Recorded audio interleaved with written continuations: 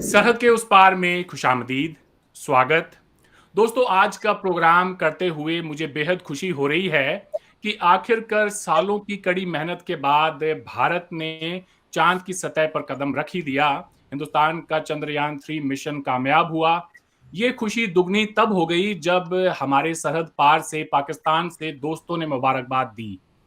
बहुत सारे मैसेजेस आए, बहुत सारी सोशल मीडिया पे पोस्ट्स आईं, सब में एक ही बात थी, हर इंसान यही कह रहा था कि भाई हम बहुत खुश हैं कि ये मिशन कामयाब हुआ। ये कामयाबी इस पूरे खित्ते की कामयाबी है।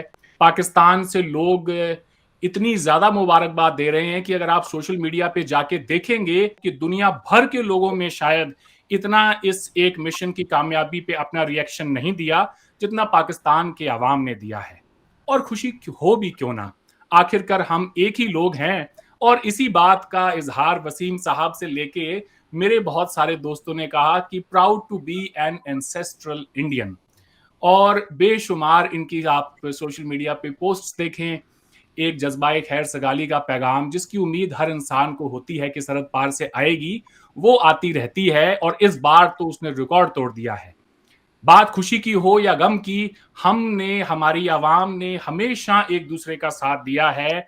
पेशावर के 2014 में आर्मी पब्लिक स्कूल पे जब अटैक हुआ तो हिंदुस्तान के हर शख्स की आंख नम थी। हर स्कूल के अंदर आर्मी पब्लिक स्कूल के बच्चों के लिए प्रेयर्स की गई।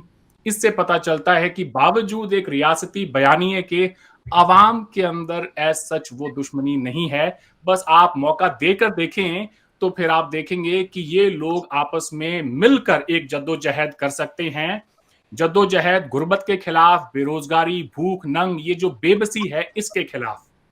मेरा ये मानना है कि इस खित्ते ने तरक्की करनी है तो हमें ये जो तमाम इश्यूज हैं इनको हमें एड्रेस करना होगा।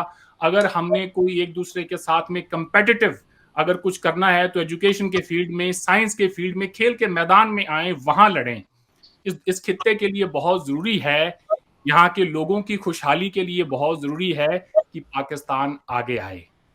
पाकिस्तान की आवाम के लिए बहुत जरूरी है, यहाँ के आने वाली नस्लों के लिए बहुत जरूरी है कि पाकिस्तान एक नॉर्मल मुल्क हो जहां दुनिया भर से लोग घूमने के लिए आए। यहाँ के लोग भी दुनिया के किसी भी एयरपोर्ट पे जाएं तो उन्हें शक की नजर से नहीं, प्यार और इज्जत की नजर से देखा जाए। और मैं ये बता दूं कि एक आंसू भी हुकूमत के लिए खतरा है। तुमने देखा नहीं आंखों का समंदर होना। तो बहुत जरूरी है कि हम इस खित्ते में हमारे हमसाए मुल्क पाकिस्तान को भी साथ में लेकर चलें। आज के प्रोग्राम का मौजू है कि पाकिस्तान के पिछले 75 सालों से, जब से पाकिस्तान वजूद में आया है, ऐसे कौन कौन से कोर इश्यूज हैं जिनकी वजह से ये मुल्क इतना पीछे रह गया है। उन्हीं इश्यूज को हम आइडेंटिफाई करेंगे। मैंने जितनी बात करनी थी वो कर ली। इसके आगे की जो गुफ्तगू है वो हमारे ये पैनलिस्ट हैं, इन्होंने करनी है। तो आए एक एक करके, सबसे पहले तो इनका खैर मकदम करते हैं, उसके बाद हम बात को आगे बढ़ाते हैं। हमें ज्वाइन किया है जी दिलावेज साहिबा ने। आप एक टीचर हैं, सोशल एक्टिविस्ट हैं। प्रोग्राम में आपका खैर मकदम है दिलावेज साहिबा। दूसरे मेहमान हैं वसीम अल्ताफ साहब, सोशल एक्टिविस्ट हैं, पीस एक्टिविस्ट हैं। इनकी फेसबुक वॉल आप जाके देखें तो सही, आपको अंदाजा होगा कि चंद्रयान-3 को लेके इन साहब ने शायद ये सोए ही नहीं है पिछले 2-3 दिन से। आपका भी प्रोग्राम में खैर मकदम है वसीम भाई। Thank you. तीसरी मेहमान है हमारा इफ्तिकार साहिबा, सोशल एक्टिविस्ट हैं, हमारे प्रोग्राम में आती रहती हैं। आपका भी प्रोग्राम में खैर मकदम है। Thank you Arvind. और चौथे मेहमान हैं अरशद महमूद साहब। आप एक इंटेलेक्चुअल हैं, 4 किताबों के मुसन्निफ हैं। अरशद साहब, आपका भी प्रोग्राम में खैर मकदम है। बहुत शुक्रिया।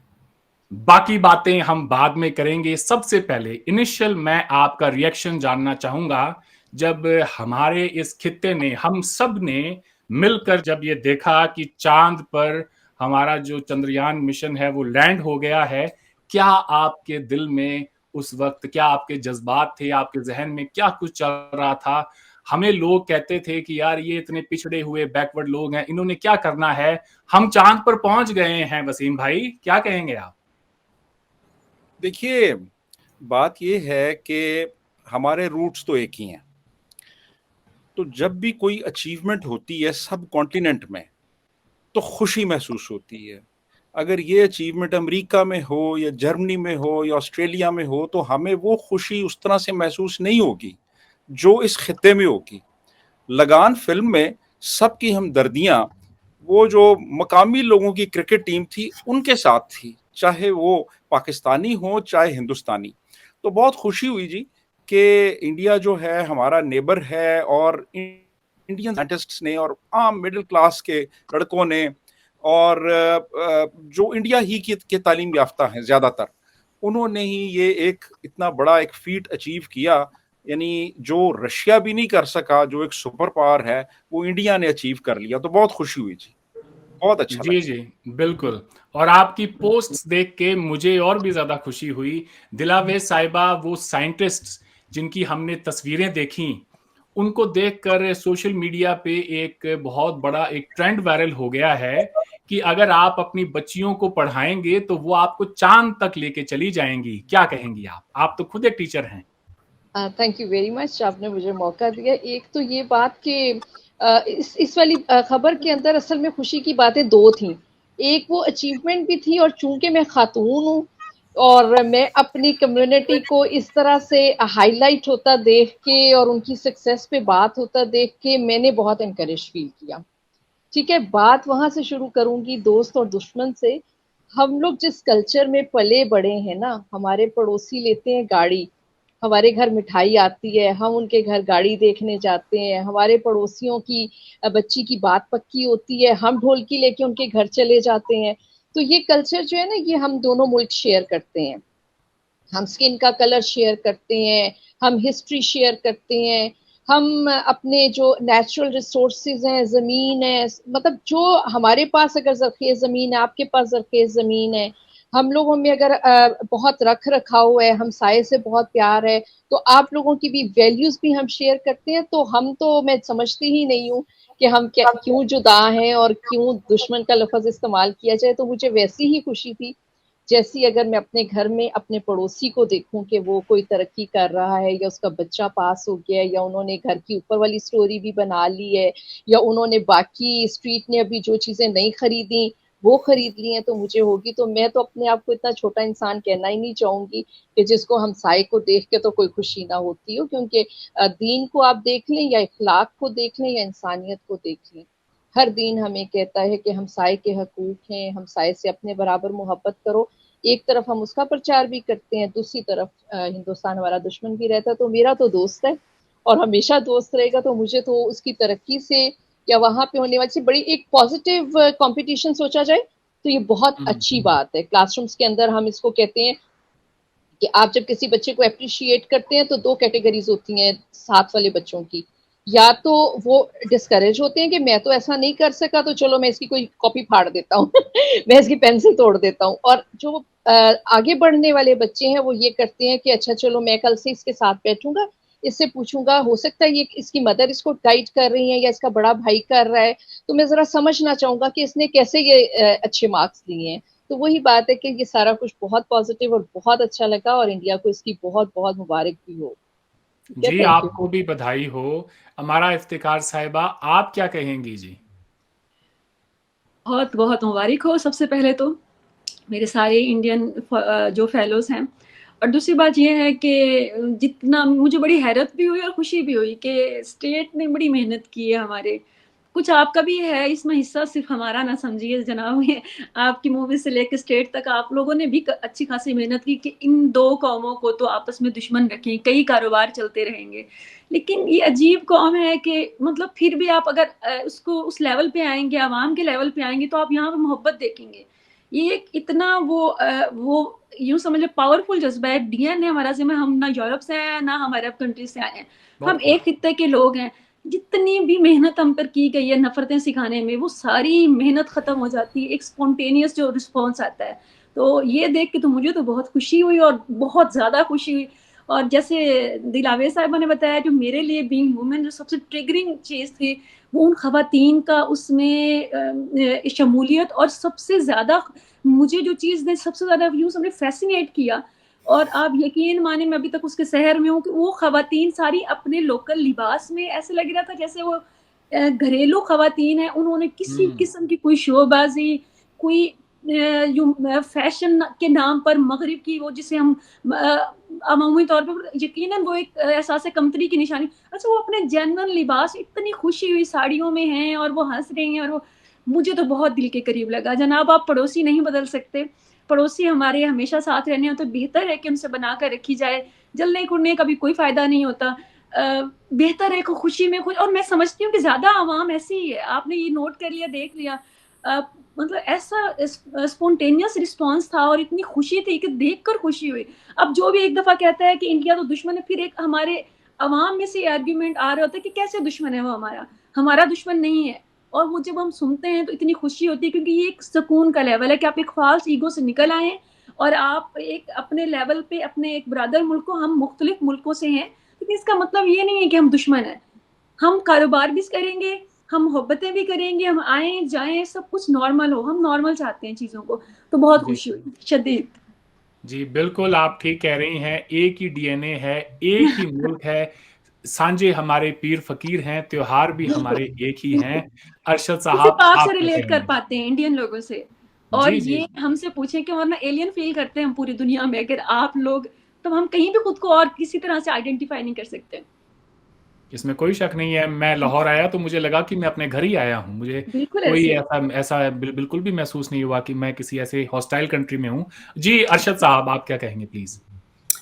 जी, मैं भी अपने दूसरे दोस्तों की तरह मैं भी आपको और इंडिया के सारे अवाम को मुबारकबाद दूंगा।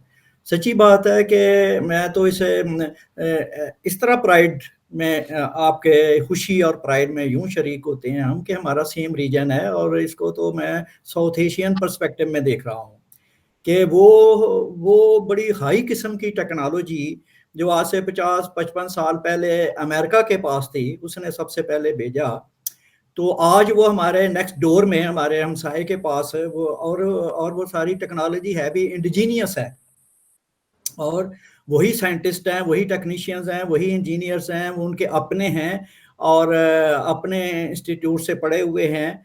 और दूसरा ये है कि बल्कि नासा, मुझे पता चला कि नासा की अच्छी खासी जो इंजीनियर को कोर है उनकी, जो साइंटिस्ट हैं, उसमें एक मेजर चंक जो है वो इंडियंस का है वहाँ पर भी।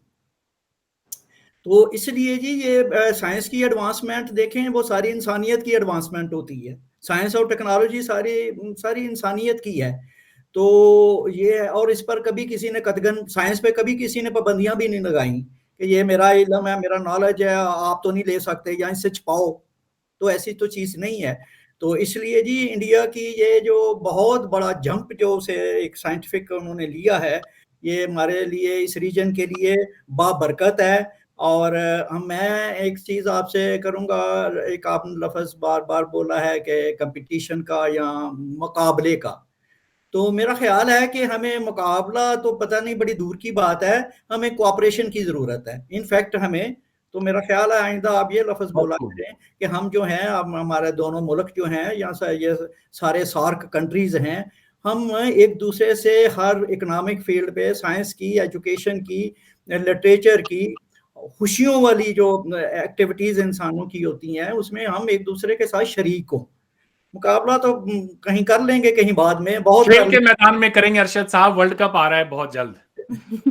और जी मुकाबला बहुत खेल के बहुत जी मैदान में मुबारक होगा। जी। बहुत खूब। और आपका भी शुक्रिया कि आप पहले ही मैंने कई आपके प्रोग्राम में कमेंट्स देखे हैं हमारे इंडियन दोस्तों की तरफ से कि सहारन जो है ना, ये बहुत ही पाकिस्तान के साथ एक सिंपैथी सी रखता है, उसके साथ एक कंसर्न रहता है इनका। तो शायद आपका ये फ्रूटफुल हो ये काविशें। सही बात है, हम आपके साथ हैं जी। जी बहुत बहुत शुक्रिया आपका। मालिक कायनात वो दिन लेकर आए कि जब अगला कोई ऐसा कोई मून का मिशन हो जहां पर इंसान जा रहे हो। कितना अच्छा होगा कि इंडिया, पाकिस्तान, बांग्लादेश, इस खित्ते से, यहाँ से हर शख्स जो है यहाँ का, वो देख रहा हो कि भाई हमारा भी इस स्पेस शटल के ऊपर एक एस्ट्रोनॉट है, वो भी ऊपर जा रहा है। तो ऐसा भी कोई दिन आए कि जब हम मिल के चांद पे और दूसरे जो प्लैनेट्स हैं वहां पर जाएं। जी, बात ये है कि लोगों को समझ में आनी चाहिए कि भाई ये जो 70-75 साल की दुश्मनी है, اس سے ہمیں آج تک کوئی فائدہ نہیں ہوا ہے، اور یہ میں نے خود اس دفعہ دیکھا ہے. میں لوگوں کو کہتا رہتا ہوں کہ پاکستان وہ نہیں ہے جو کہ ہمیں میڈیا میں دیکھتے ہیں یا ایک پاکستان کے بارے میں عام تاثر ہے. وہ بھی ایک چہرہ ہے، لیکن ایک دوسرا چہرہ بھی ہے جس کو آپ دیکھنے کی کوشش کریں، اور اسی کے نمائندے آپ لوگ ہیں جو یہاں بیٹھے ہیں. اسی لیے آپ سے بات ہو رہی ہے. چلیں بڑھتے ہیں ہمارے موضوع کی طرف. میں چاہوں گا کہ اس پر میں کم سے کم بات کروں اور آپ لوگوں کی طرف سے بات ہو.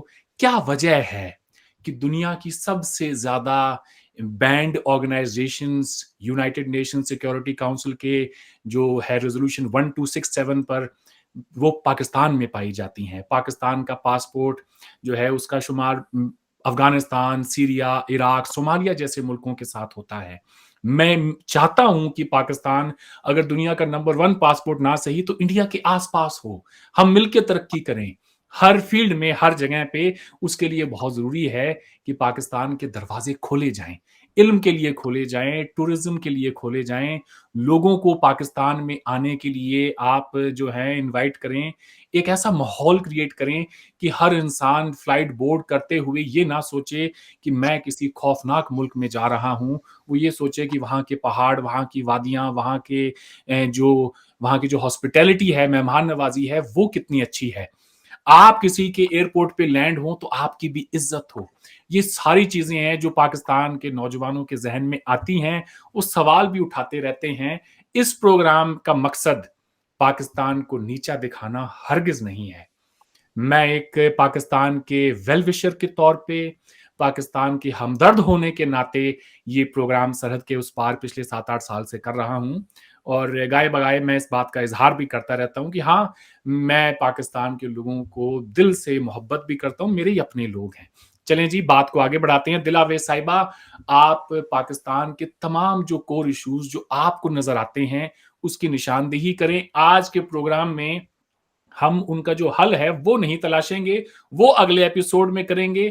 آج آپ کے ذہن میں جو بھی باتیں آتی ہیں، جو کچھ بھی آپ سوچ سکتی ہیں کہ یہ ملک میں ہمارے صحیح نہیں ہے، آپ ان کی نشاندہی کریں. میں یہاں پہ ان کو لکھتا چلا جاؤں گا. پھر ان میں سے ہم ٹاپ 3 ایشوز کو اپنے نیکسٹ پروگرام میں ہم ان کا حل تلاشیں گے. جی دلاویز صاحبہ. بڑے سوال کا مختصر سا جواب دینا تو بہت مشکل ہے، لیکن مجھے ایز اے لے پرسن جو سمجھ میں آتی ہے اور جو باتیں گھر گھر میں ہوتی ہیں میں وہ آپ تک پہنچاؤں گی. جی کیونکہ جب ہم مل کے بیٹھتے ہیں تو ہم پاکستان میں رہتے ہوئے بھی ہمیں کسی اور کی زبان سے سننا اچھا نہیں لگتا، ٹھیک ہے، اور ہم بہت واویلا کرتے ہیں کہ پاکستان کو ہائی لائٹ کیا جاتا ہے ان کمیوں پہ. لیکن یہ سارے جو میرے پاکستانی ساتھی یہاں پہ بیٹھے ہیں یہ اس بات کی سے اتفاق کریں گے کہ ہم جب خود بھی بیٹھتے ہیں نا تو سچ یہ ہے کہ ہم میں لفظ نہیں بولنا چاہتی کہ ہم بہت بری طرح سے اپنے لیے بات کرتے ہیں. ہم بڑے غلط لفظ استعمال کرتے ہیں اپنے ملک کے لیے. اور وہ کیوں کرتے ہیں؟ کیونکہ ہم نے یہاں پہ بدحالی دیکھی، مفلسی دیکھی، ٹیررزم دیکھا، ایجیٹیشن دیکھی، تنزلی دیکھی، مطلب ڈاؤن فال دیکھی، انڈسٹری میں دیکھی، ایجوکیشن میں دیکھی. ہر ڈپارٹمنٹ اگر میں آپ کو آنیسٹلی بتاؤں تو وہ پچھلے سالوں میں ڈکلائن میں گیا ہے. ہاں شاید کچھ لوگ جو بہت اوپر کے کلاس کے ہیں وہ کہیں کہ جی ہوٹلنگ میں فرق پڑا ہے، فیشن میں فرق پڑا ہے، اب ہم فلانے کانٹیسٹ میں جاتے ہیں، پہلے ہم نہیں جاتے تھے. اس سے اس عوام کو کوئی مطلب نہیں ہے. جو میکسیمم ہے، جو میجورٹی ہے، جسے ہم لوور مڈل کلاس کہتے ہیں، اس کو اس سے کوئی مطلب نہیں ہے کہ آپ کی ہوٹلنگ جو ہے اس میں کون کون سی ایٹریز جو ہیں وہ بہتر ہو گئی ہیں، کون سے فیشن بہتر ہو گئی ہیں. جو آپ کی ضروریات تھیں اس میں ہم ڈکلائن پہ گئے ہیں. اور جو میری سمجھ میں آتا ہے کہ ہمارے لا اینڈ آرڈر کی کمی جو ہے، اس کی امپلیمنٹیشن کی کمی جو ہے، لاز ہیں سب کچھ ہے لیکن اس کی امپلیمنٹیشن کی کمی، اور دوسرے پولیٹیکل انسٹیبلٹی، یہ 2 ایسی باتیں ہیں جو میری نظر میں، ہو سکتا ہے اور لوگوں کے پاس بہت سی وجہ ہوں، میری نظر میں جو روٹ کاز ہیں تقریباً سب پرابلمز کا کہ ہم پولیٹیکلی سٹیبل نہیں ہو سکے اور ہم نے جو ہے اپنے لا اینڈ آرڈر کو صرف کاغذوں میں، فائلوں میں، کتابوں میں رکھا ہے، اس کی امپلیمنٹیشن نہیں ہوئی. سڑک پہ سے لے کے حکومتی اداروں تک ہر جگہ آپ کی گلی سے لے کے لا قانونیت شروع ہوتی ہے اور اوپر کے اداروں تک، عدالتوں تک ایسا ہوتا رہتا ہے. تو اس میں پھر ترقی کرنا اور آگے بڑھنا بہت مشکل ہے. Thank you. جی، تو آپ نے دو میجر پوائنٹس کو ہائی لائٹ کیا ہے. وسیم صاحب آپ کی طرف آتا ہوں. جی، آپ کیا کہیں گے؟ آپ کے نزدیک پاکستان کے کور ایشوز کیا ہیں جب سے پاکستان بنا ہے تب سے لے کر آج تک؟ میرا خیال ہے کہ جو کور ایشو ہے نا وہ ایک ہی ہے، اور وہ یہ ہے کہ ہم شروع ہی میں ایک سیکیورٹی سٹیٹ بن گئے تھے. اب جب آپ ایک سیکیورٹی سٹیٹ بنتے ہیں تو پھر آپ کی خاص پرائرٹیز متعین ہو جاتی ہیں کہ آپ نے ان چیزوں پہ فوکس کرنا ہے، آپ نے ان ایریاز کو دیکھنا ہے.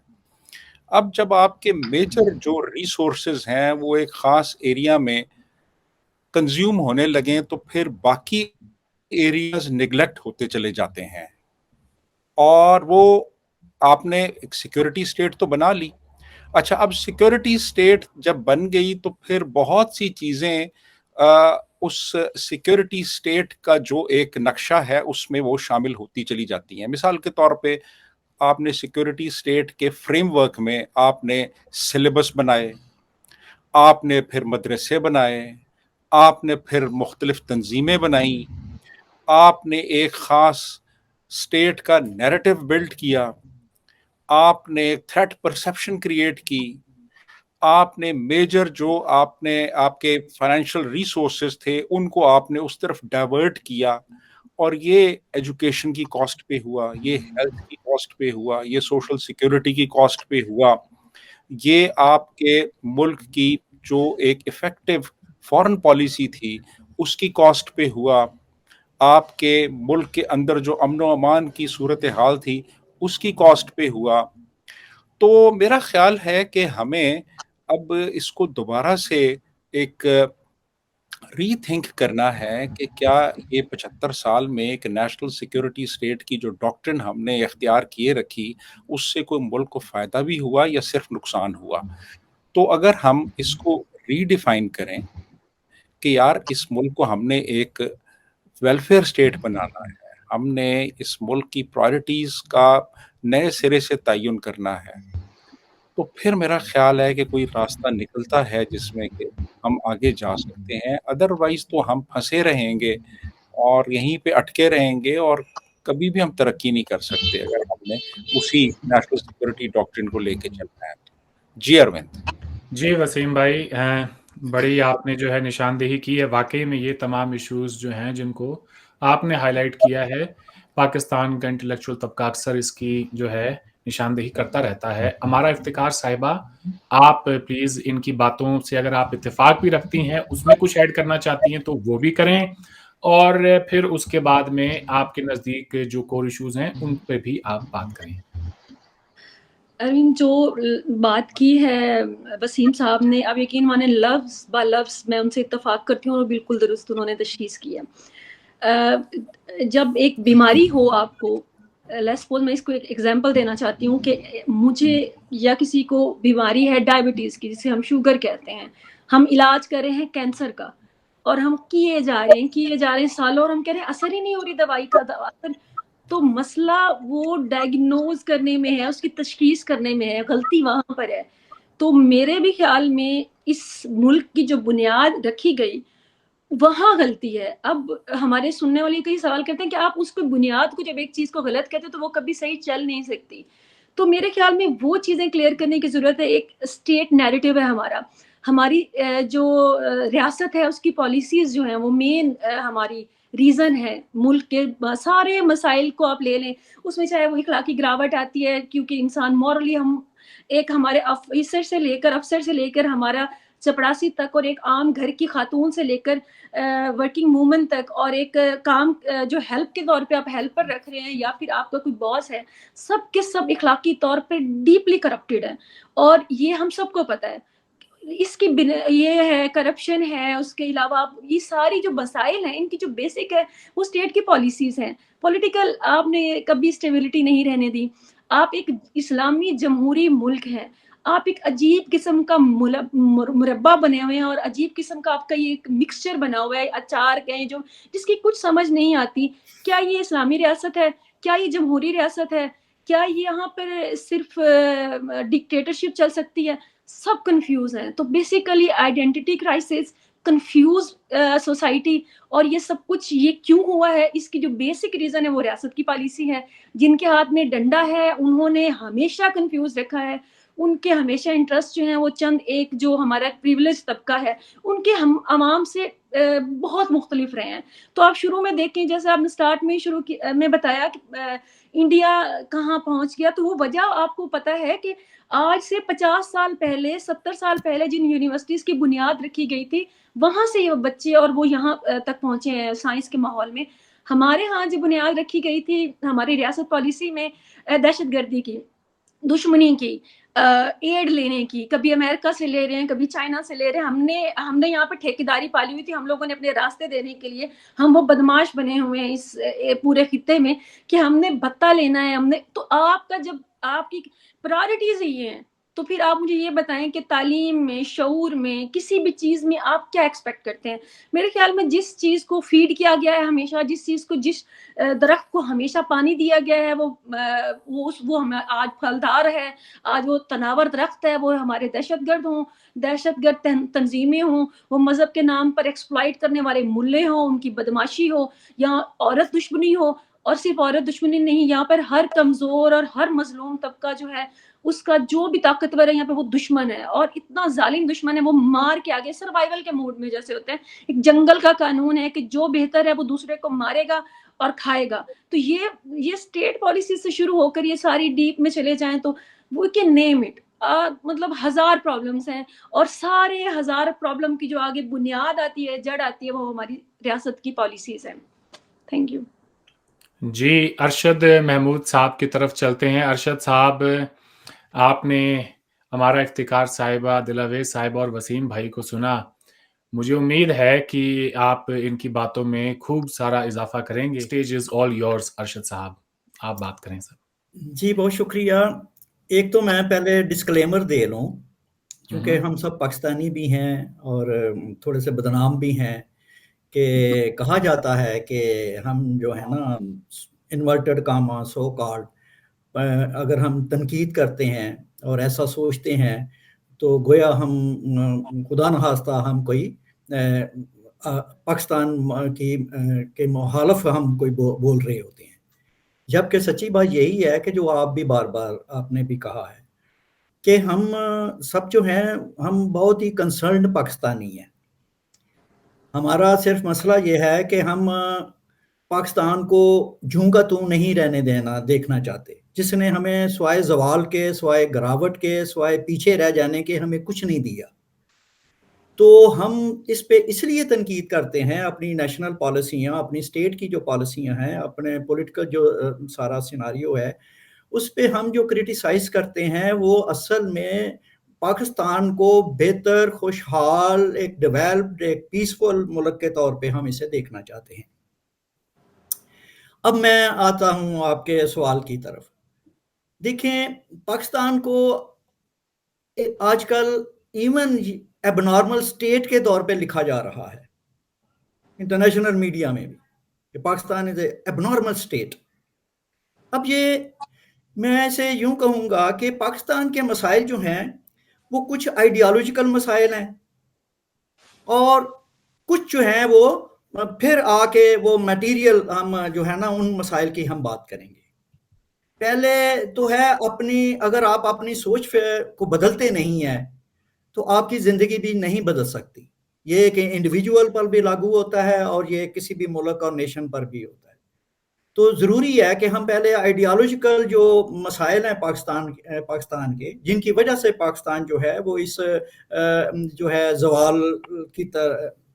زوال پذیر ہے، تو وہ میں یہ ہے کہ جی ایک تو اس کا بنیادی جو آئیڈیالوجیکل جو پرابلم ہے، ہمارا ذہنی پرابلم ہے، وہ یہ ہے کہ دو قومی نظریہ ہے. جی یہ پاکستان کو ایسے چمٹ گیا ہے کہ دو قومی نظریے نے ہمیں دی ہے نفرت، ہمیں اس نے ڈیوائسو بنا دیا، تقسیم در تقسیم ہماری سوسائٹی، معاشرہ، جب ہم ہر وقت نفرت میں رہیں گے، کانفلکٹ میں رہیں گے، وہ ودن پاکستان بھی ہے اور پاکستان کے بارڈرز کے ساتھ بھی ہے، سرحد کے اس پار سے بھی جو ہے وہ ہم ایک کانفلکٹ میں، مستقل پرماننٹ کانفلکٹ میں ہمیں اس دو قومی نظریے نے رکھا ہوا ہے. ٹھیک ہے، تو ایک تو یہ ہمارا آئیڈیالوجیکل ایک ہرڈل ہے، ہماری پروگرس اور مینٹل پروگرس، انٹلیکچوئل پروگرس نہیں ہونے دے رہا. دوسرا ہمارا جو اسلام کے ساتھ ہماری اننیسیسریلی ایک اٹیچمنٹ ہے. اب ہم نے پورے ایک نہ صرف اسلام کا ٹھیکہ لیا ہوا ہے بلکہ دنیا بھر کے مسلمانوں کا بھی ٹھیکہ پاکستان نے اور پاکستانیوں نے لے لیا. تو اس سے ہوا یہ ہے کہ ہم جو ہمارے جو اوریجنل وہ پرابلمز، وہ ایشوز جن کا ڈائریکٹ پاکستان کی ڈیولپمنٹ کے ساتھ تعلق ہے، جن کا پاکستان کے عوام کی خوشحالی کے ساتھ تعلق ہے، وہ اگنور ہو جاتے ہیں، وہ نگلیکٹ ہو جاتے ہیں. ہم جو ہیں دنیا میں جہاں ہم یہ ہر وقت دیکھتے رہتے ہیں کہ دنیا میں خدا نہ خواستہ اسلام کو تو کچھ نہیں ہو رہا، کسی مسلمان کو تو کوئی تکلیف نہیں ہو رہی. تو یہ ہے کہ ہم اپنا آپ بھول گئے ہیں، خود اپنے کو نہیں دیکھ رہے کہ ہم دنیا سے کس حد تک اپنے ایون اپنے ہمسایوں سے، اپنے سو کالڈ دشمن انڈیا سے بھی ہم کس قدر پیچھے رہ گئے ہیں کہ آج ہم دنیا میں کسی سطح پہ بھی کوئی کمپیریزن نہیں رہا. تو اس لیے ایک تو یہ دو چیزیں ہیں جنہوں نے ہمیں جو ہے مستقل برباد کر رہا ہے. تو وہ میں یہی کہوں گا کہ اس کے جب تک یہ ہمارا مینٹلی جو ہے ہماری ریاست جو ہے اپنی آئیڈیالوجی کو نہیں تبدیل کرے گی، جسے یہ نظریہ پاکستان کہتے ہیں، اس کو نہیں بدلے گی اور ایک ڈیولپنگ ملک کی طرف، اپنی اکنامک پروگرس کی طرف، اپنے ہیومن ڈیولپمنٹ، اپنے عوام کی جو ہیومن ڈیولپمنٹ ہے اس کی طرف اس کو ہم فوکس نہیں کریں گے تو ظاہر ترقی بھی نہیں ہوگی. یہی کچھ ہوگا جو ہو رہا ہے. باقی جہاں تک پاکستان کے میجر میٹیریل ایشوز ہیں اس میں دیکھیں، ایک تو پاکستان جو ہے، پاکستان مسلسل جو ہے وہ ایک ڈیفیسٹ اکانومی پہ چل رہا ہے، یہ قرضوں پہ چل رہا ہے. ہم قرضوں میں ہم قرضے لیتے ہیں قرضے ادا کرنے کے لیے. اچھا، یہ آج کی حقیقت نہیں ہے. جب میں بالکل ابھی ینگ تھا 60-70 سال پہلے، تھوڑا سا ہوش سنبھالا اپنے ملک کا، اپنی انوائرمنٹ کے بارے میں، تو اس وقت بھی یہی تھا کہ پاکستان قرضوں کی ادائیگی کے لیے مزید قرضے لیتا ہے. اور آج بھی الحمدللہ ہم 50-60-70 سال میں کوئی تبدیلی نہیں آئی. اور اب حالت تو وہ گیپ جو ہے انکم کا اور خرچ کا وہ بڑھتا چلا جا رہا ہے. اچھا، یہ جو گیپ ہے، دیکھیں دو چیزیں ہوتی ہیں. ایک مقروض شخص جو ہوتا ہے وہ دو چیزوں سے اپنے آپ کو بچا سکتا ہے، یا تو اپنی انکم بڑھائے، وہ اپنی انکم میں اضافہ کرے، اور اگر وہ اپنی انکم میں اضافہ نہیں کر سکتا تو اپنے اخراجات جو ہیں، ایکسپینڈیچر سائڈ جو ہے اس کو کم کرے. اچھا، ہوا یہ ہے کہ ہم دونوں میں ناکام ہو رہے ہیں، پاکستانی ریاست جو ہے اور پاکستانی حکومتیں، کہ نہ اپنے اخراجات پہ ہم کنٹرول نہیں کر رہے. اور یہ اخراجات بھی جو ہیں 80-90% جو ہمارے ایکسپینڈیچرز ہیں وہ نان ڈیولپمنٹ کے ہیں. اس کا وہ صرف کھانے پینے کے ہیں، وہ صرف پروٹوکول لینے کے ہیں، وہ صرف تنخواہیں سیلریز جو ہیں وہ لینے کے لیے ہیں، پریویلیجز وہ لینے کے لیے. تو اس لیے یہ اس سے بھی اب جب قرضوں کی ہماری اکانومی ہو گئی ہے تو اس سے یہ جو ہے یہ گیپ بھی بڑھتا چلا جا رہا ہے، اس سے ہمارا اکنامک کرائسس بھی بڑھتا چلا جا رہا ہے. اب دوسری جو میں ایک میجر جو ہے اپنے ساتھیوں کے ساتھ پاکستان کا جو بہت بڑا پرابلم ہے، بہت بڑا خوفناک قسم کا، وہ پاپولیشن گروتھ ہے. وہ تو پاپولیشن کا پرابلم ہے. پاکستان دنیا کے ٹاپ موسٹ मुल्कों में शुमार होने लगा है जो सबसे ज्यादा बच्चे पैदा कर रहे हैं। सर स्टेट पॉलिसी है। तो ये बच्चे पैदा करने की ये जो है, और बच्चे जब चले बच्चे पैदा कर लिए, तो बात ये है कि उनकी जो केयर है, उनकी जो ह्यूमन डेवलपमेंट पे तो खर्च कुछ नहीं हो रहा, वो ह्यूमन कैपिटल तो नहीं बन रहा। वो तो सारे के सारे 70-80% जो पाकिस्तानी जो नई नस्ल आ रही है, यंग है, वो तो अनस्किल्ड है, सेमी लिटरेट है, वो उसके पास कोई स्किल नहीं है, गुर्बत ज़्यादा है, पॉवर्टी 60-70% तो पाकिस्तान की पॉवर्टी लाइन है। तो क्या हो रहा है कि उससे ये जो है मजीद ये जो मजहब के नाम पर दहशतगर्दी करते हैं, आग लगाते हैं, जो भी हमले करते हैं माइनॉरिटीज के ऊपर, ये वो सारा गैंग है जो जिनको और कोई काम करने को नहीं है, ना अकल है, ना तालीम है, ना तो ये हमने अपने अवाम को बिल्कुल खुला, करोड़ों करोड़ों लोग पैदा हो रहे हैं और बस ऐसे ही फेंके चले जा रहे हैं। तो एक रियासत बिल्कुल बेहिस है, वो बिल्कुल किसी शहरी की जिम्मेदारी जो है, उसकी जो स्टेट की जो जिम्मेदारियां हैं जो हमारे कॉन्स्टिट्यूशन में लिखी हुई हैं। मैं आपको बताऊं कि हमारा कॉन्स्टिट्यूशन में अवाम के लिए ऐसी वेलफेयर की बातें लिखी हुई हैं कि जो शायद अमेरिकन कॉन्स्टिट्यूशन में भी नहीं है। तो क्योंकि करना कुछ नहीं है ना, तो लिख लो।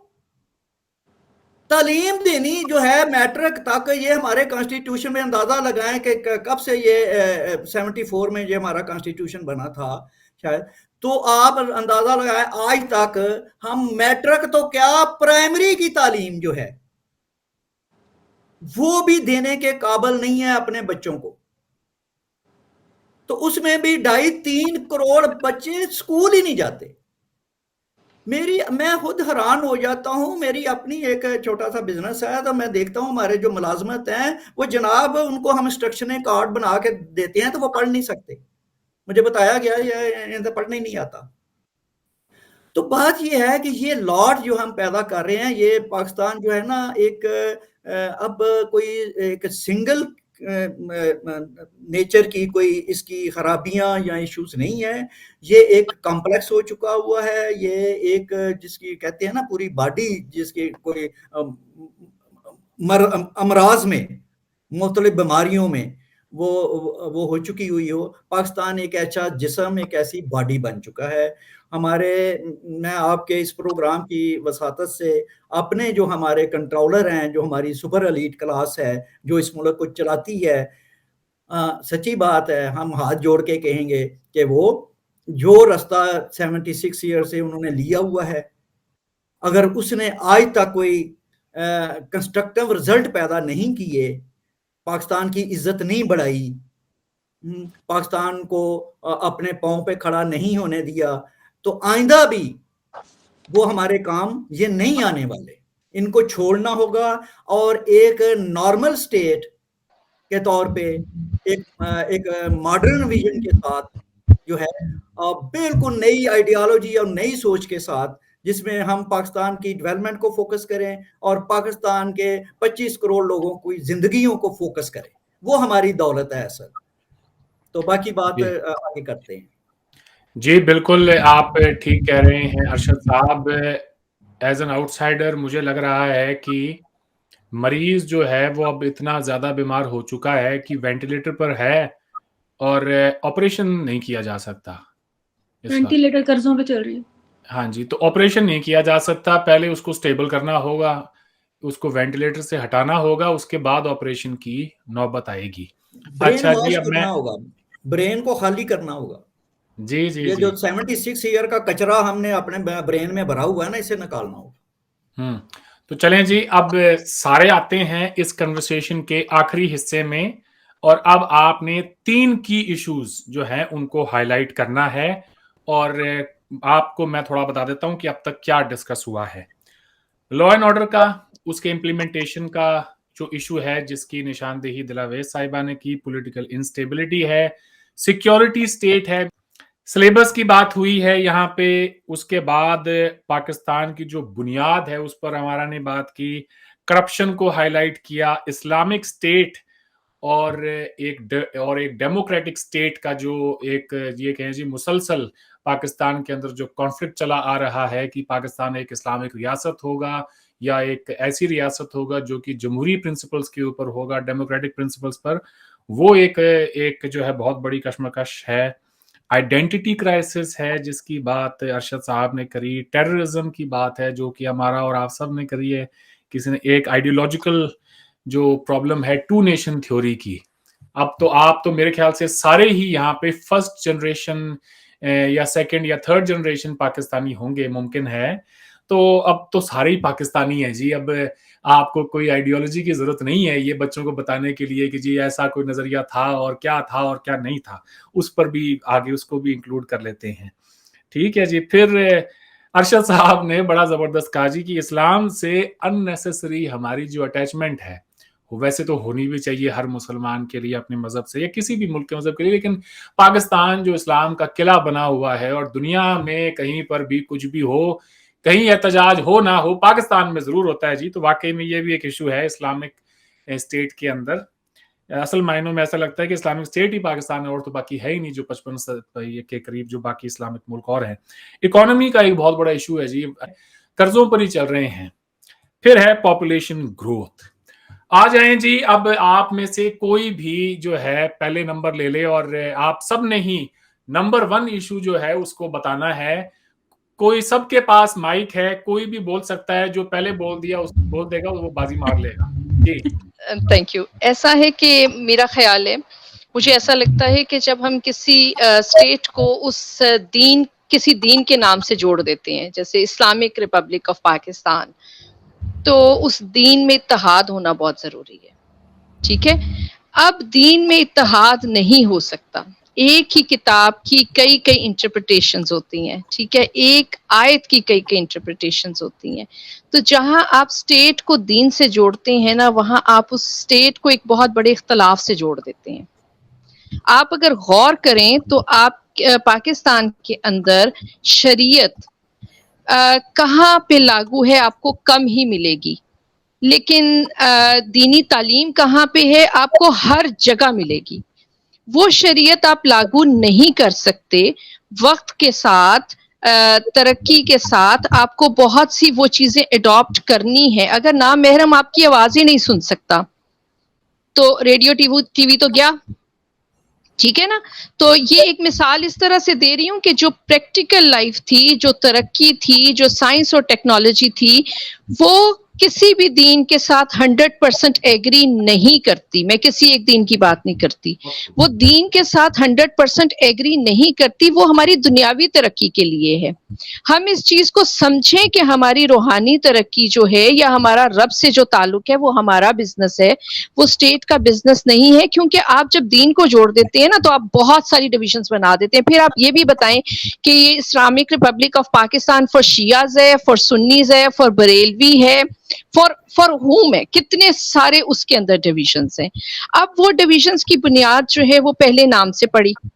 اس کے بعد ابھی آپ دیکھیں تو ہم میں سے ہمارے اندر جو ایک بہت بڑی کمی ہے، جو سب کمیوں کی جڑ ہے، وہ یہ ہے کہ پاکستانی یونائٹڈ نہیں ہیں. پاکستانی چھوٹے چھوٹے گروہ ہیں جو ایک دوسرے کو مارنے، گلا کاٹنے کے لیے ہر وقت تیار ہیں. وہ دین کی بنیاد پہ ہے، وہ ایتھنک اس پہ ہے، وہ جس گراؤنڈز پہ بھی ہے. ہمارے اندر اتفاق نہیں ہے. ہمارے اندر حکومت پہ اعتبار بھی اسی لیے نہیں ہے کہ حکومت ہمیں لگتا ہے کہ ہم سب کے فائدے کے لیے نہیں ہے بلکہ کسی ایک سیکشن کے فائدے کے لیے ہے. اب وہ سیکشنز جب بن گئے ہیں سوسائٹی میں تو مجھے یہ لگتا ہے کہ مجھے نہیں پتا یہ کس طرح سے حل ہوگا. یہ بالکل ایسے ہی ہے کہ ہم چھوٹے چھوٹے مشورے دے کے کسی کینسر کے مریض کو پیناڈول دے رہے ہیں. ٹھیک ہے. تو وہ تھوڑی دیر کے لیے 5 لوگوں کا ایک بات پہ متفق ہونا بہت آسان ہے، لیکن اتنی ساری عوام کو اگر آپ جھنجھوڑیں گے ان باتوں کے اوپر تو وہ آپ کی ڈسکشن کے دوران ایک دوسرے کو مارنا شروع کر دیں گے. ہمیں اس یونائٹڈ تو بنائے نا. چھوٹے ہوتے ہیں بچوں کو کہانی سکھاتے رہے، وہ لکڑیوں کا گٹھا جو ہے وہ اس نے جوڑ لیا تو کسی سے نہیں ٹوٹا. ہم ٹوٹتے بھی اسی لیے ہیں، ہمارے اندر خلل بھی اسی لیے، ہمارے اندر بے چینی بھی اس لیے کہ ہم بحیثیت ایک قوم، پاکستانی قوم یونائٹڈ نہیں ہے. اور اس کے یونائٹڈ نہ ہونے کی ریزنز میں سب سے اوپر جو ہے وہ اسٹیٹ کو ریلیجن کے ساتھ جوڑنا ہے. اور سیکنڈلی یہ کہ ہمارا ٹرسٹ جو ہے ہماری کسی بھی گورنمنٹ پہ نہیں ہوتا، کیونکہ in even distribution of resources جو ہے وہ لوگوں کے اندر ظلم بھی پیدا کر رہی ہے، لالچ بھی پیدا کر رہی ہے، کرپشن بھی پیدا کر رہی ہے. میں نے کھانا نہیں کھایا ہوگا نا 3 دن، تو جو بھی کھانا کھا رہا ہوگا مجھے لگے گا وہ میرے حصے کا کھا رہا ہے. مجھے بالکل نہیں غرض ہوگی کہ اس نے کتنی محنت سے کمایا اور وہ کھا رہا ہے. چونکہ میں بھوکی ہوں 3 دن سے تو میں چھینوں گی بھی، ٹھیک ہے، میں چوری بھی کروں گی، میں سب کچھ کروں گی. تو وہ جو کرمنل بیہیویئرز ہیں، وہ جو کرپشن ہے، وہ اس لیے کہ ہم سیلف سینٹرڈ ہو گئے ہوئے ہیں. ہمارا ایز قوم ہمارے دل میں کبھی یہ آیا ہی نہیں کہ ہم پاکستانی ہیں اور ہم نے یہ نعرے مار دینا یا جشن آزادی منا لینا بالکل ایک فرق چیز ہے. آپ لوگوں سے انڈیویجول پوچھیں، انہیں ملک کی ترقی، ملک کی بہتری کوئی سوچ ان کے اندر ڈالی ہی نہیں گئی. تو وہی بات ہے کہ ایک دفعہ برین واشنگ ریلیجن نے کر کے آپ کو بتا دیا کہ یہ چیزیں، اور ہر جگہ ہم نے وہ مذہب ڈالا، ہر جگہ ہر کیریکولم میں ڈالا. مدرسے علیحدہ تھے، گھروں میں دینی تعلیم دینا، میں تو سوچتی ہوں گھروں سے باہر نہیں نکلنی چاہیے دینی تعلیم، وہ ماں باپ کا فرض ہے، ٹھیک ہے. پھر بھی چلیں آپ نے مدرسے بنا دیے، پھر آپ نے ہر سبجیکٹ کے پہلے 2 چیپٹرز اسلام پہ رکھ دیے. تو کافی ساری خرابیاں جو ہیں وہ اس سے جڑی ہوئی تھیں. تو جیسے ارشد صاحب نے کہا کہ یہ جو ہے اس کے کلین اپ کی ضرورت ہے. تو جیسے ایک دفعہ برین واشنگ کر کے ہم نے یہ سارے کے سارے ٹیررسٹ بنائے ہیں، ایک ریورس برین واشنگ کرنے کی ضرورت ہے جس سے ہم واقعی ہی صرف پاکستانی بن جائیں. صحیح. تو جی، جیسا میں نے پہلے کہا، آج کے پروگرام کا صرف اتنا ہی مقصد ہے کہ ہم نے ایشوز کو ہائی لائٹ کرنا ہے. آپ نے ایک ایشو کو پھر سے جو ہے اس کو ریپیٹ کیا ہے، پاکستان کی بنیاد پر آپ نے سوال اٹھایا ہے. کیا پاکستان ایک اسلامک اسٹیٹ ہونا چاہیے یا پھر ایک سیکولر اسٹیٹ ہونا چاہیے؟ آپ کی باتوں سے میں یہ مطلب نکال رہا ہوں کہ جو ریلیجن ہے وہ انسان کا پرسنل میٹر ہے، اسٹیٹ نے وہ ٹھیکہ لے لیا ہے، اس لیے آپ سمجھتی ہیں کہ اور ایشو بنیاد میں چھپا ہوا ہے. یہی بات ہے؟ بالکل ایسا ہی ہے. اوکے. میرے خیال سے آپ میں سے یہاں جتنے بھی لوگ ہیں، اگر کوئی ایسا ہے جو بلاوے صاحبہ کی بات سے اتفاق نہیں رکھتا، وہ بتائیں، نہیں تو میں ایک انٹری کرنے والا ہوں جی کہ بنیاد اسلامک اسٹیٹ پہ جو رکھی گئی ہے وہ بھی ایک اور ایشو ہے ٹاپ 3 میں سے. میں سمجھوں سارے متفق ہیں اس بات سے؟ جی بالکل. جی. اچھا جی، دوسرے ایشو کو ہائی لائٹ کون کرنا چاہے گا؟ یہاں بہت سارے ایشوز میں نے بتائے ہیں. ہو سکتا ہے کہ یہ 14-15 جو ایشوز ہیں ان میں سے زیادہ تر جو ہیں گھوم پھر کے ان کے روٹ کاز جو ہیں وہ ایک ہی جگہ پہ جا کے جڑتے ہوں. اس لیے ٹاپ 3 میں ہمیں جو جس کسی کو جگہ دینی ہے یہ سوچ سمجھ کے دینی ہے کہ کہیں جو ہے اس کا جو حل ہے یا اس کی جو پرابلم ہے وہ اس کی جو بنیاد میں تو نہیں چھپی ہوئی. ہاں جی، دوسرا ایشو کون ہائی لائٹ کرنا چاہے گا؟ جی دیکھیے، بات بالکل وہی ہے کہ جب آپ نے 2 قومی نظریہ پیش کر دیا تو آپ نے اپنے آپ کو باقی جو کمیونٹیز ہیں سب کانٹیننٹ کی ان سے علیحدہ کر لیا. اچھا، پھر آپ نے اسٹیٹ ریلیجن ایک اختیار کر لیا تو آپ نے ملک کے اندر بھی آپ نے جتنی بھی مائنورٹیز تھیں ان سے اپنے آپ کو الگ کر لیا. پھر جب آپ نے نیشنل سیکیورٹی اسٹیٹ بنا لی تو آپ نے دشمن بھی کریٹ کر دی. تو جب آپ کا جو بنیادی نظریہ ہے 2 نیشن تھیری، اور اس کے بعد پھر آئیڈیالوجی آف پاکستان، اور پھر اس کے بعد نیشنل سیکیورٹی اسٹیٹ، تو میرا خیال ہے کہ سارے ایشوز انہی کے گرد گھومتے ہیں. اور انہی پہ اگر ہم تھوڑا سا فوکس کریں تو پتہ چلتا ہے کہ ہر ایشو یہیں سے جنم لے رہا ہے، یہیں سے. یعنی آپ کی جو سوشل سیکٹر ہے اس میں ڈیولپمنٹ نہیں ہو سکی کیونکہ پیسے نہیں تھے. ایجوکیشن ہیلتھ میں نہیں ہو سکی، پیسے نہیں تھے. پیسہ کہاں جا رہا ہے؟ پیسہ کہیں اور جا رہا ہے. آپ نے جو ایک سیکیورٹی اسٹیٹ بنائی ہے وہ وہاں پہ جا رہا ہے سارا. آپ لوگوں کو ایجوکیٹ نہیں کر سکے پراپرلی، لوگوں کو بتا نہیں سکے کہ یار آپ نے پاپولیشن کو کنٹرول کرنا ہے. اب وہ ایشو وہ بھی اسی کے ساتھ میں نے بتایا نا کہ ہر چیز گھوم پھر کے تو پھر وہی بنیاد پہ چلی جاتی ہے کہ جو ریاست کی بنیاد تھی اس کے اندر ایسے انہیرنٹ فلاز تھے کہ وہ آج تک ہمارا پیچھا نہیں چھوڑ رہے. صحیح. اور انہی کی بنیاد پہ ہم وہیں پہ کھڑے ہیں، آج بھی وہیں کھڑے ہیں جہاں 75-76 سال پہلے تھے. मुख्तसर ये बताएं, 2 इश्यूज हैं जिनको हमने यहाँ पे आज जो है नोट डाउन करना है। दूसरा इशू कौन सा है आपके नजदीक? कोर किसको डालूं नंबर 2 पे?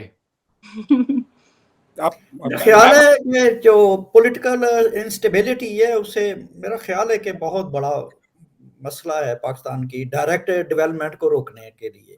ओके, ठीक है जी। इंतशार जो है, सियासी इंतशार जो, ये हाइब्रिड रजीम का जो कॉन्सेप्ट है, मेरा हाल इसको थोड़ा सा हाईलाइट हमें करना चाहिए मेरे दोस्तों को भी, ठीक है जी। कि देखें कि पाकिस्तान की टोटल 76 ईयर्स में ये तकरीबन 35-40 साल ये डायरेक्ट मिलिट्री कंट्रोल में रहा है, जर्नैलों ने इसे चलाया है 10-10 साल के लिए, ठीक है। और बाकी जो 35-40 साल हैं उसमें किसी भी इलेक्टेड वजीर आजम को अपना पूरा टाइम, उसके जो 5 साल कॉन्स्टिट्यूशनली उसका हक था, किसी भी पॉलिटिकल पार्टी को उसको पूरा करने नहीं दिया गया। 2-2.5 साल, 3 साल, 3.5 साल, ताकि चंद महीनों तक भी हमारी तो बेशुमार हुकूमतें रही हैं। तो बात यह है, आप खुद बताएं कि अगर इतनी इंस्टेबिलिटी आपके यहाँ इंडिया में होती,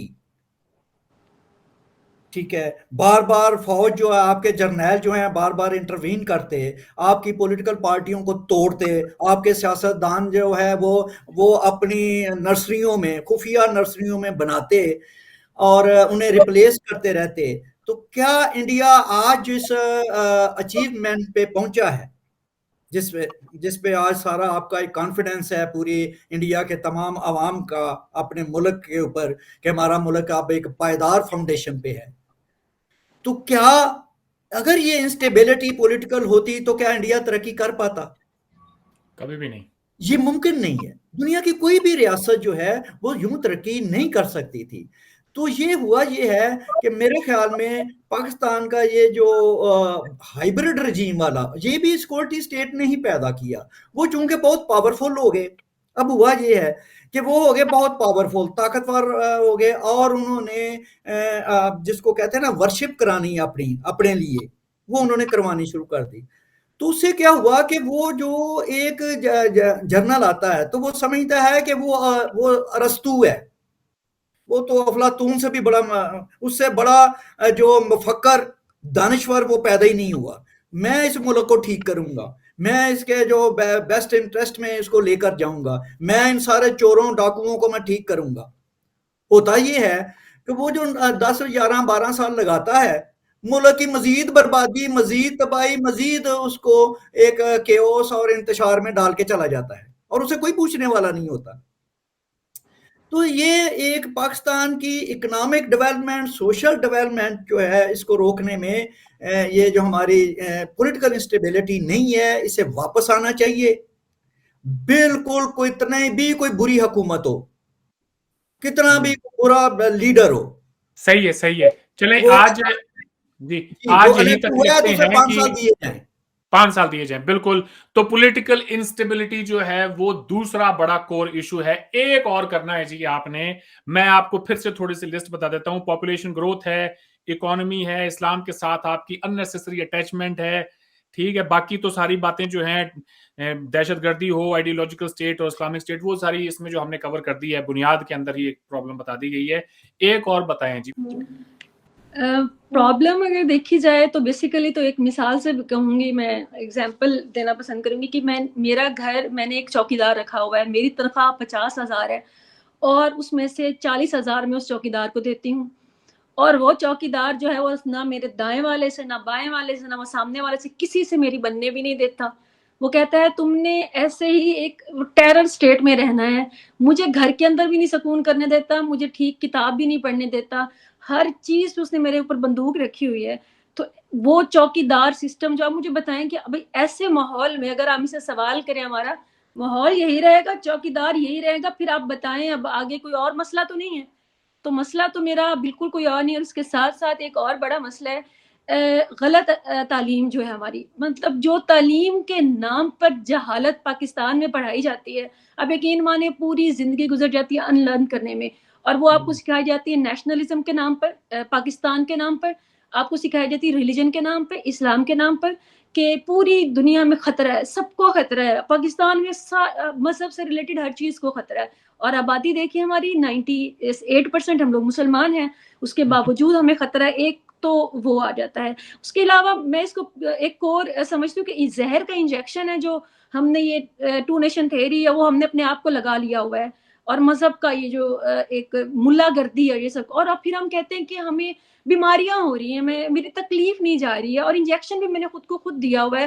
یا یوں سمجھ لیں کہ اس کو مطلب اس کور میں آتا ہے کہ اس کو آبادی کے ساتھ اگر آپ لنک کر لیں, وہ زہر کا انجیکشن, وہ چوکیدار کے ساتھ لنک کر لیں, وہ تعلیم کے ساتھ کر لیں, تو بیسک تو یہی ہے کہ میرے خیال میں لاچاری بہت زیادہ ہے, بہت لاچاری ہے. میں نے زہر کا انجیکشن یوں سمجھے کہ میرے پاس اس کا کسی قسم کا کوئی علاج موجود نہیں ہے, تو اوپر سے کوئی کرنے بھی نہیں دیتا.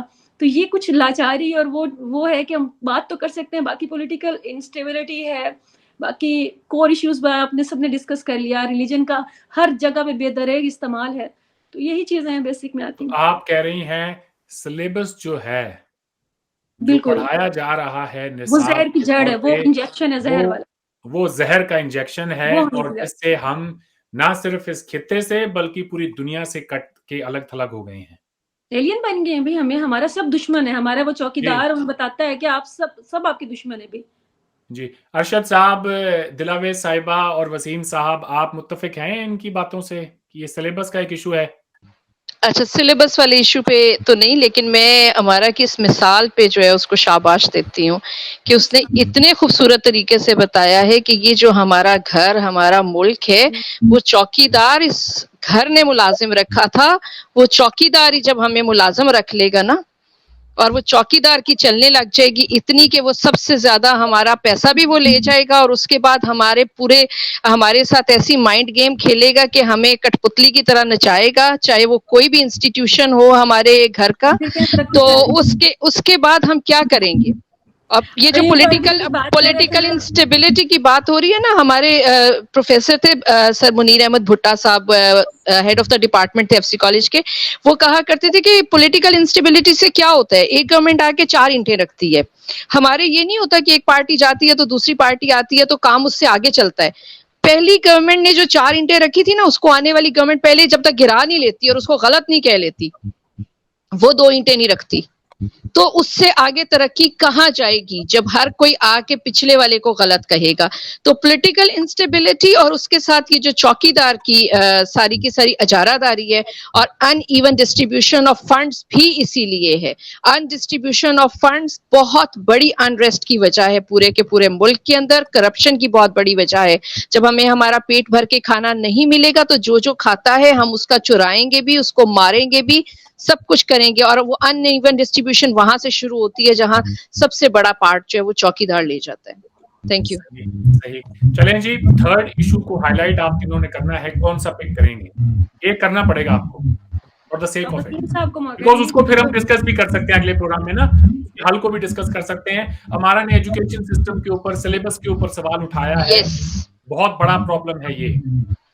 ارشد صاحب جو ہے وہ ہمارے ہاں بڑا پاپولر بھی ہے وہ ایشو پاکستانیوں کے درمیان نا, وہ ہے کرپشن کا. تو ہم اس کو تھوڑا سا انالیسس کرنا یا اس کو سائنٹیفکلی سمجھنا ذرا تھوڑا سا ضروری ہے. دیکھیے, کرپشن ہمارے ہاں واقعی اوپر سے لے کے نیچے تک, یہ پوری سوسائٹی, پورا معاشرہ اکراس دا بورڈ ایک سے ایک بڑھ کر کرپٹ ہے, اور ہر سطح پہ ہم کرپٹ ہے. ایز اے ہول نیشن میں کہوں گا ہم کرپٹ ہے. اب یہ کیوں اور کیسے ہوا ہے؟ یہ ہوا ہے کہ دیکھیے, زندگی کو بنانے اور چلانے کے لیے نا 2 راستے ہوتے ہیں. ایک ہوتا ہے محنت کا راستہ, محنت سے کمانا, اپنی سکل بڑھا کے کمانا, اپنے کاروبار کو لگا کے کمانا, کاروبار کو پھیلا کے کمانا, ٹھیک ہے. ایک طریقہ ہوتا ہے مخدبری کی کمائی, یہ کہ ایزی منی, ایزی طریقے سے آسانی کے ساتھ جو ہے وہ دولت جو ہے وہ اکٹھی ہو جائے.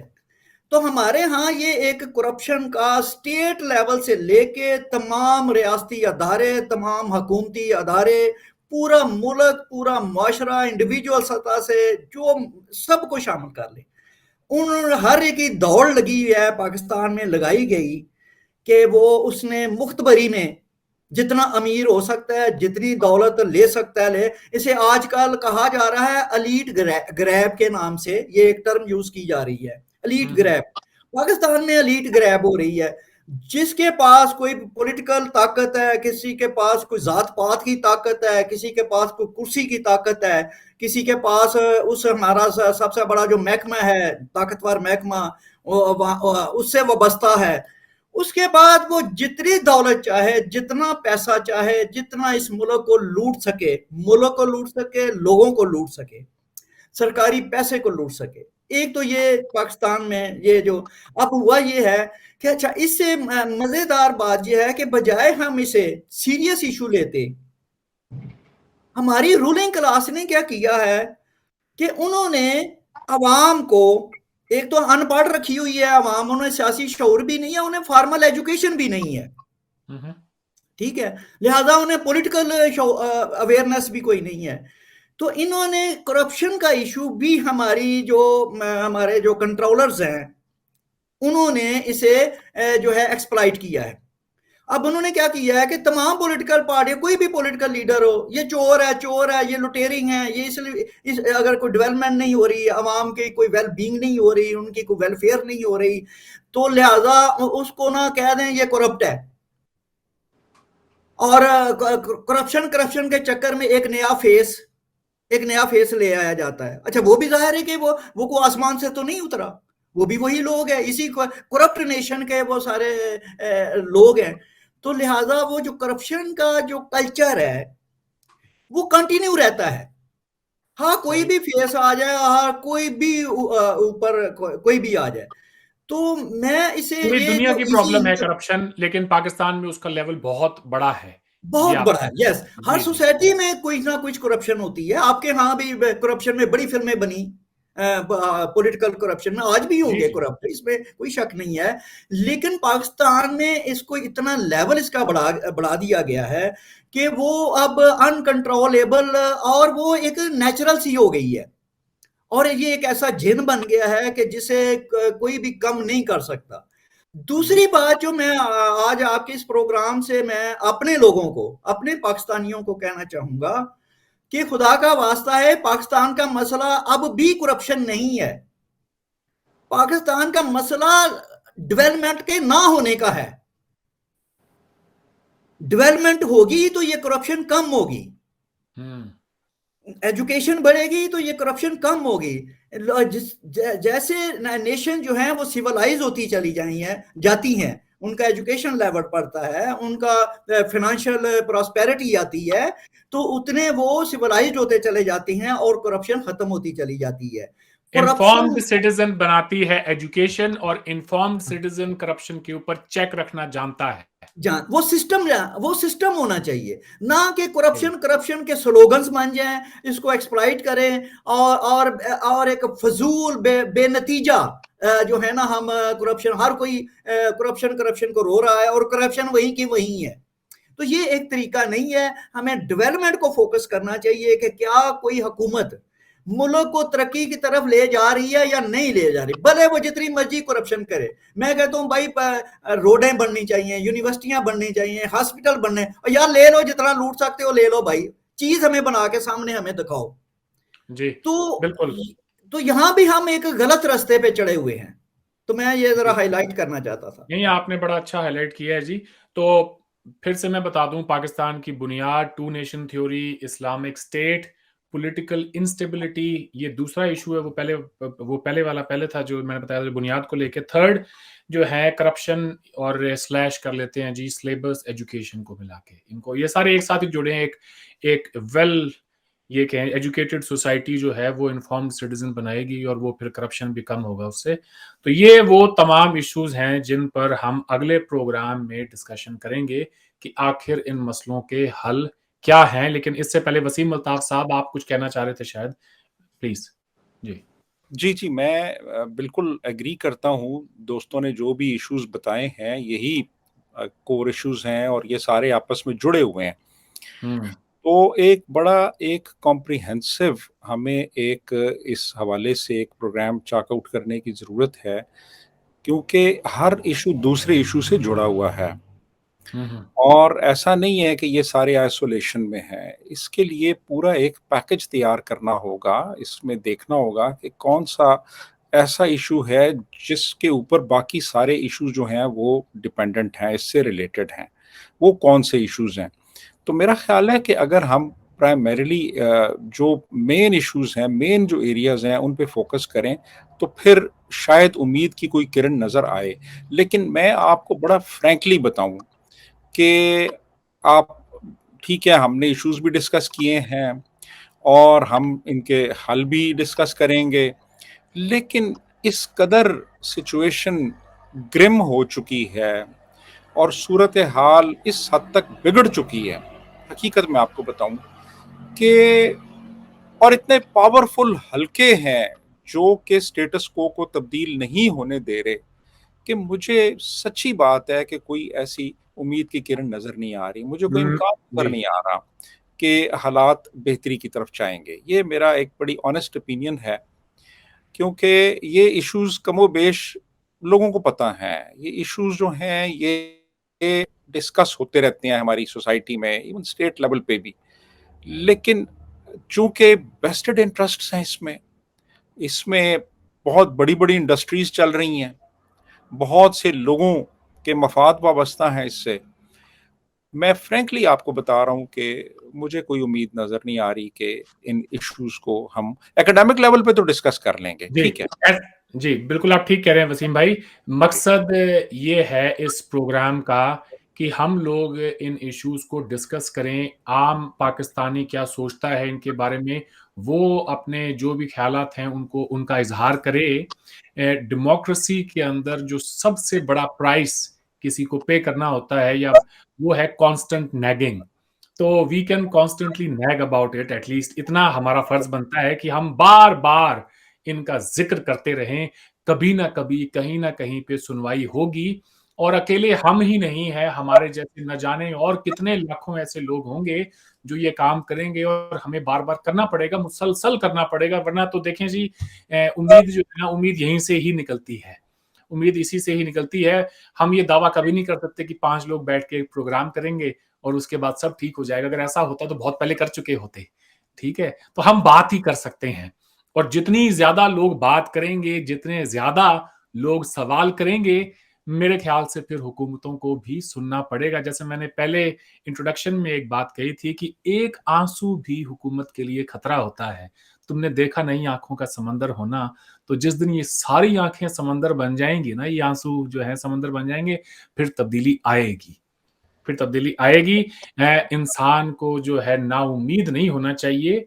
ये है कि हमें हमारी तरफ से हमारा फर्ज बनता था, हमने अपना एहतजाज ऑन रिकॉर्ड दर्ज करा दिया है। आने वाली नस्लें देखेंगी कल को, वो कुछ कहेंगे। हमारा प्लीज। एक बात याद आ रही है आप सबकी बात सुन के, सोचा शेयर कर दूं। करप्शन जैसे अर्शद साहब बता रहे थे कि हम सब कह रहे होते हैं करप्शन, पता है उसमें बात क्या है? हम वो इंसान हैं जो खुद को थप्पड़ मारे जा रहे हैं, मारे फिर रो रहे हैं, मुझे दर्द हो रहा है, कर हम सब करप्शन रहे हैं, लेकिन सब वो करप्ट है, हम खुद को खुद थप्पड़ भी मार रहे हैं और खुद पे फिर हम तरस भी नहीं खा रहे हैं, फिर हम चाहते हैं हमारी हालत भी बेहतर हो जाए। अजीब कंट्रडिक्शन है, अजीब कन्फ्लिक्ट है हर चीज में। तो बस यही था, ख्याल आ रहा था। हमारे यहाँ ईमानदार वही है जिसको खाने का मौका नहीं मिला। हाँ जी, ये ऐसा ही है, बिल्कुल ऐसा ही है, जिसको जब मौका मिल जाए जब बिस्मिल्लाह। मौका मिल जाए तब पता चलता है कि वो करप्ट कितना होता है या नहीं। खैर, आज के प्रोग्राम को यहीं खत्म करते हैं। आप लोगों से कुछ दिनों में फिर मुलाकात होगी, इन तमाम इश्यूज को डिस्कस करेंगे, इनका क्या हल है वो हम तलाशने की कोशिश करेंगे। अपना काम करेंगे, बाकी देखते हैं जी दुनिया क्या क्या उसमें करती है। आज सब ने आपने वक्त दिया, बहुत बहुत शुक्रिया। आपसे अगले हफ्ते फिर बात होगी। Thank you so much. Thank you.